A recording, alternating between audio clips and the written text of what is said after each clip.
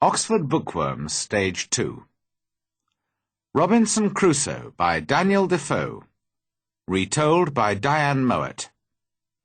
Published and copyright Oxford University Press, 1994. Chapter 1. My First Sea Journey. Before I begin my story, I would like to tell you a little about myself. I was born in the year 1632, in the city of York in the north of England. My father was German, but he came to live and work in England. Soon after that, he married my mother, who was English.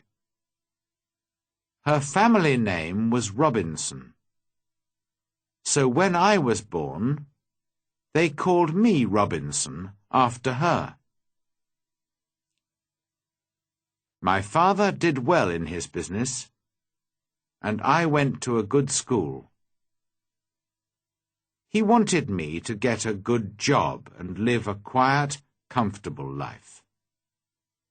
But I didn't want that.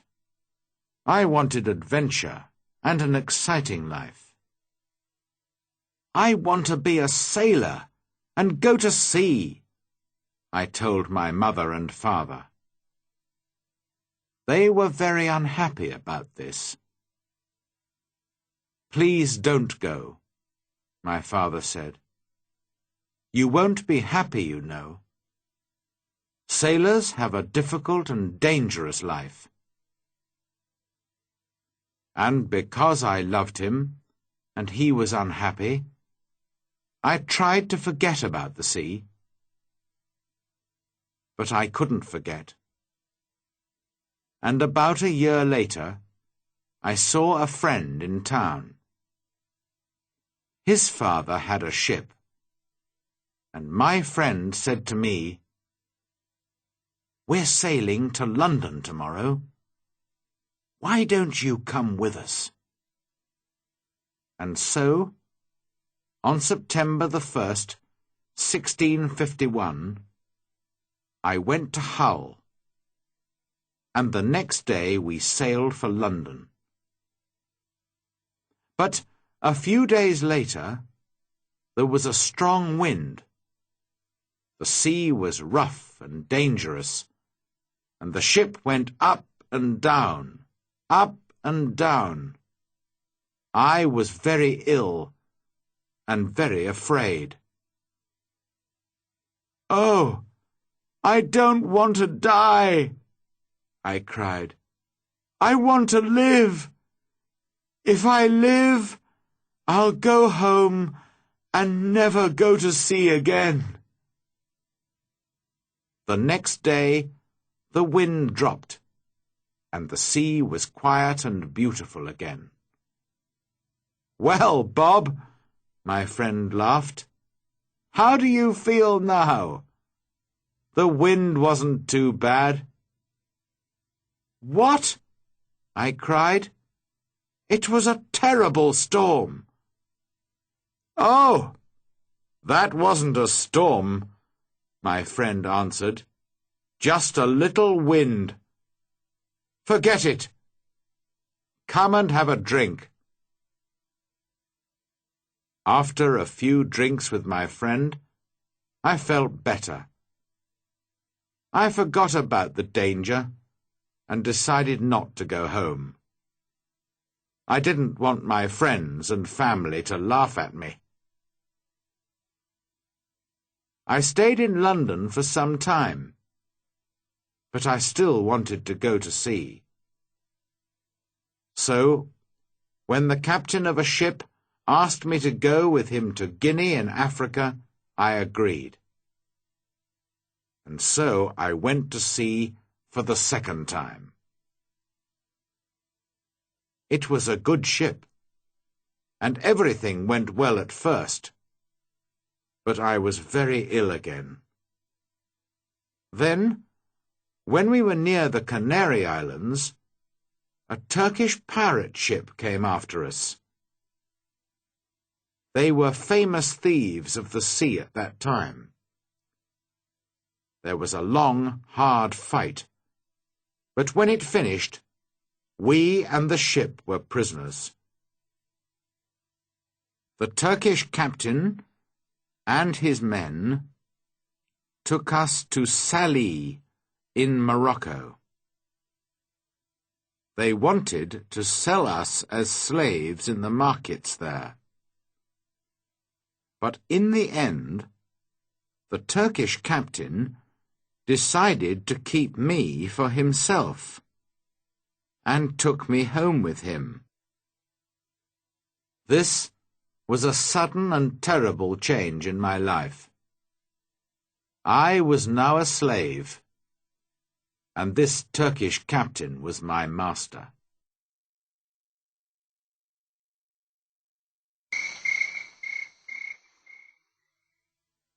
Chapter 2. Down the coast of Africa. For 2 long years, I lived the life of a slave. I worked in the house and the garden, and every day I planned to escape, but it was never possible.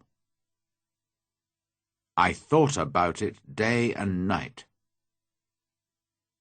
My master liked to go fishing in a little boat, and he always took me with him. A man called Merle and a young boy also went with us. One day my master said to us, "Some of my friends want to go fishing tomorrow.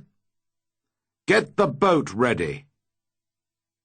So we put a lot of food and drink on the boat, and the next morning we waited for my master and his friends.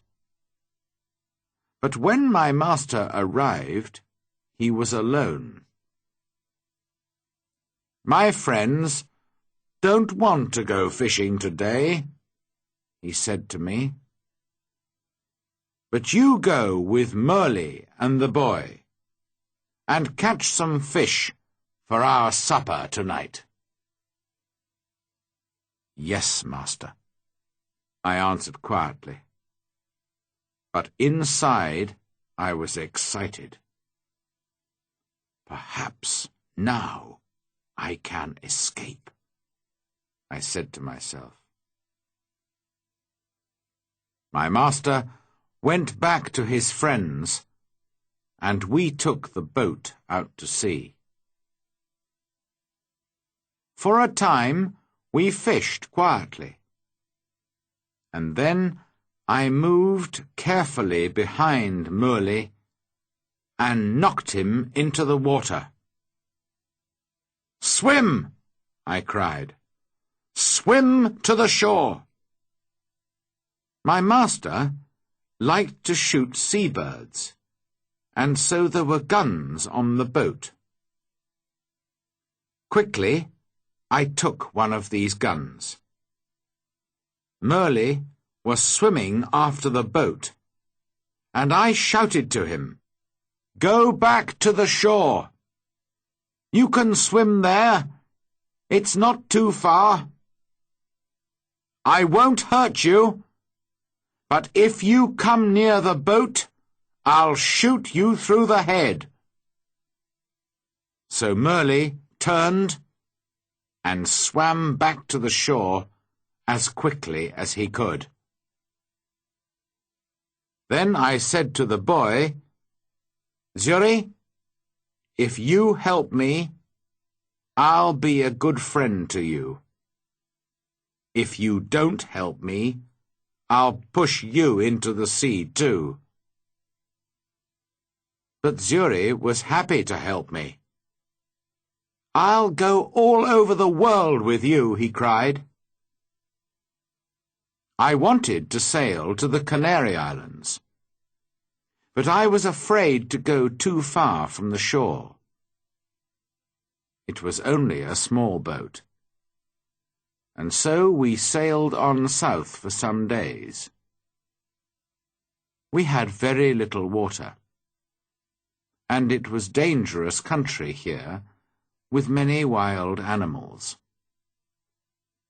We were afraid, but we often had to go on shore to get more water. Once I used a gun to shoot a wild animal. I don't know what animal it was, but it made a good meal. For about 10 or 12 days, we sailed on south, down the coast of Africa.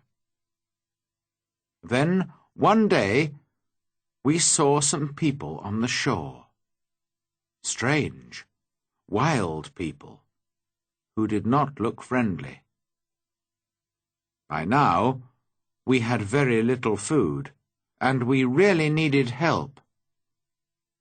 We were afraid, but we had to go on shore. At first, they were afraid of us too. Perhaps white people never visited this coast.